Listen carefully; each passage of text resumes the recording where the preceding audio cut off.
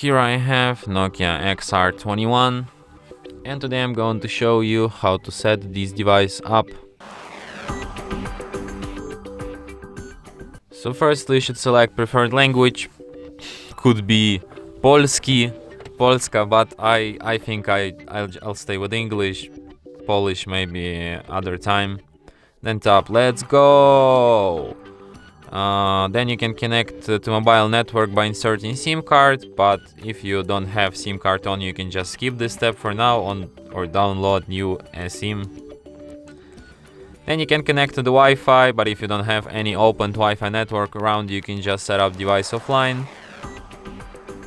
Okay, then you have to set up date and time. Then you have these Google services, which I suggest you to disable. Then tap accept. Then you can set up fingerprint unlock, but if you just don't really care about it, you can just skip this step and do this later in settings. Then you can set up face unlock. You can skip it too. Here you can just set up just an ordinary screen lock with no face or fingerprints, but if you don't really care about protecting your device, you can just skip it or just do it later in settings if you feel like it.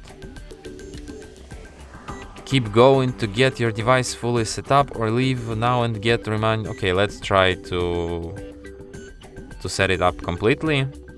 System navigation. Of course, we select gestures because these three buttons, it's old-fashioned. It's a sign of bad taste.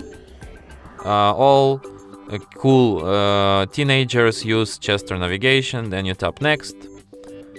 Then you have these services. You can like join to some experience program by entering your email, so you will get some spam or something. Tap accept selected. Then you have this my device and app helps you to get most of your Nokia No for longer. Diagnostic tools. Okay, you can try out this app, or you can just skip it if you're not really interested. And device is all set up. And that's it. Thanks for watching. If you find this tutorial useful, don't forget to hit that like button and subscribe to our channel.